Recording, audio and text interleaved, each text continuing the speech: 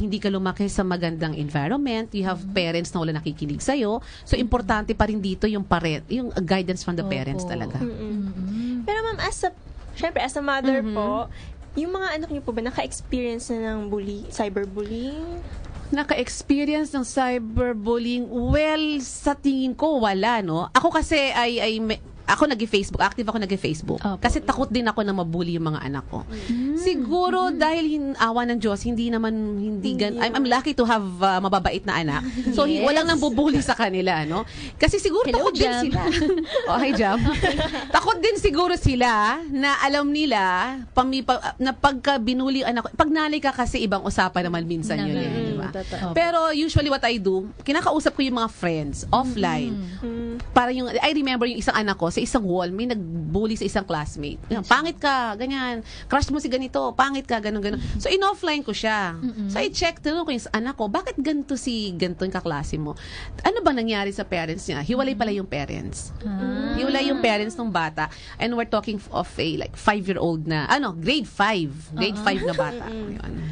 So, may epekto yung environment ng bata. Kaya minsan, hindi rin natin mahahatulan basta-basta yung mga nambubuli na ibabato mo agad dun sa bata na talagang sama-samang bata naman yung ang bata-bata pa nambubuli na agad. May kinalaman yung environment galing sa broken family. Especially na yung parents.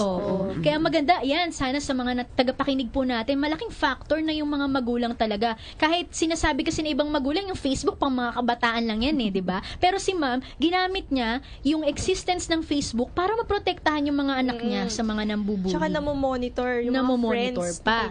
Tama. Ito po ma'am, sa ating texter from Pasig, Mark Antonio. Ano po gagawin ko kung pati pamilya at mga kaibigan ko nadadamay na? Nako, kumbaga parang masyadong personalan Malalim yan. Malalim yan, no? Depende kasi kung anong ibig niya sabihin na dadamay. Is there a threat na medyo masyado ng violent?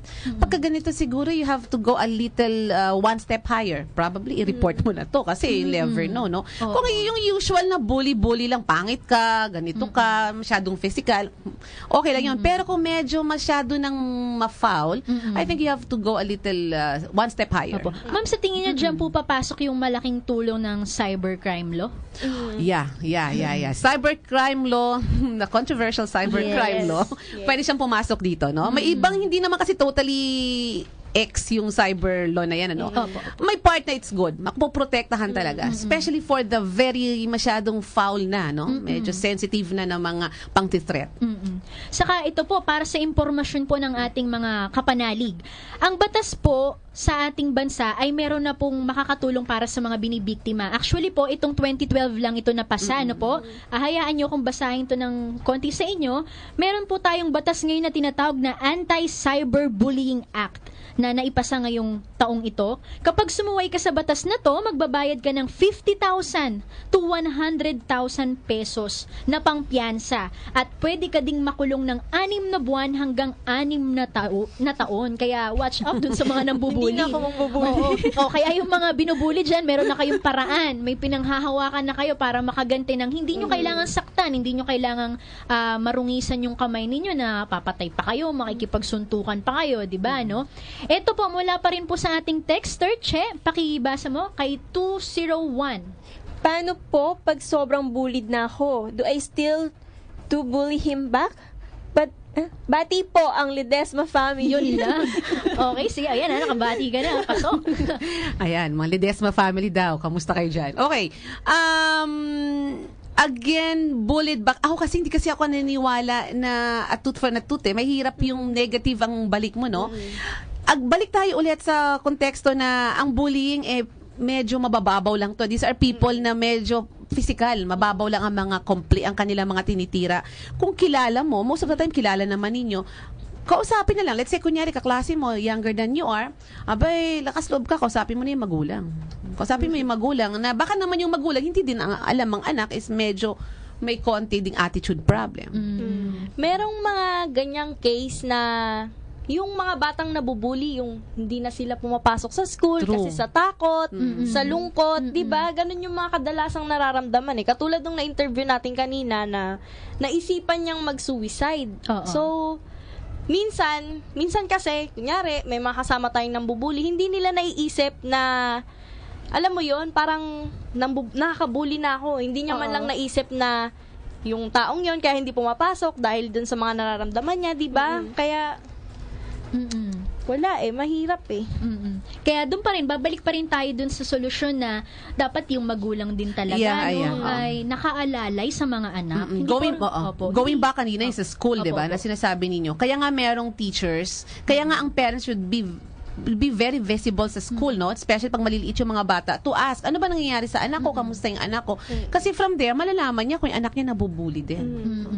Opo. Ito po ma'am, question from Rina. Hi, may question ako. Mahirap sabihin na wag pansinin.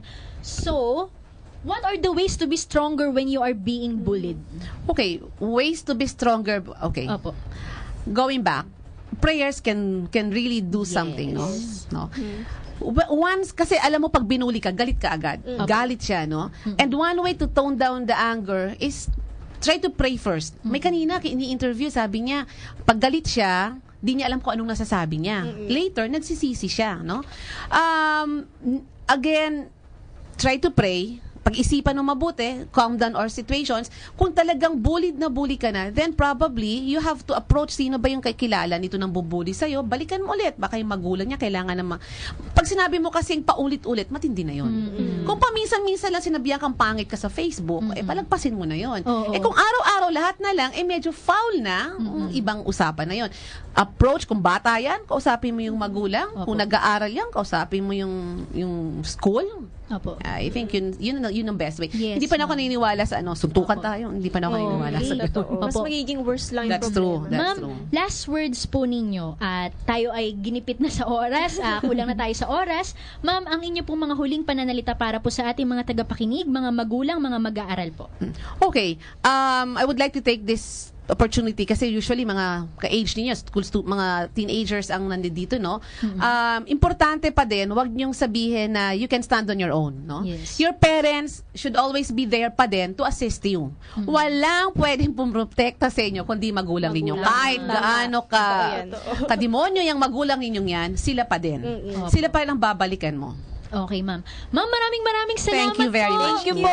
Thank you. Sana sa uulitin, no? Mga Sure. kapanalig, hanggang dyan ang ating napag-usapang talakayan sa hapong ito. Sana samahan nyo kaming muli sa susunod na Sabado. Maganda ang ating topic. Abangan nyo kung ano yun, ha?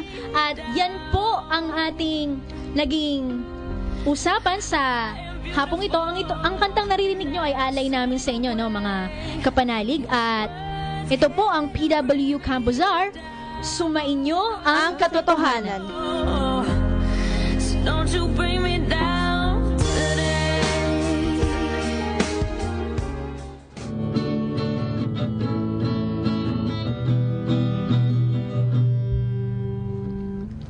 Ako'y biglang nagising dahil sa aking narinig. Meron magandang usapan, maraming nalalaman, kailangan lang natin tandaan. Tuwing alas 12:30 ng hapon, hatid ng Philippine Women's University. Kayong nasa Luzon o nasa Visayas o kahit pa sa Mindanao, tayo na't makinig sa kwentuhan, magtipon-tipon at ating Veritas 846, the radio community for truth and evangelization. Pakinggan mo, may mabuting balita. Katotohanan, pag-asa't pag-unawa. At kung puso mo ay naguguluhan, nalilito, kapanalig, ika'y makinig. Makinig, Veritas 846, kapanalig ninyo. Makinig, Veritas 846, radyo totoo, lahat ng kailangan mo. Balitang totoo, tulong na totoo, payong totoo. Makinig, Veritas 846, radyo totoo, radyo totoo. Member Catholic Media Network.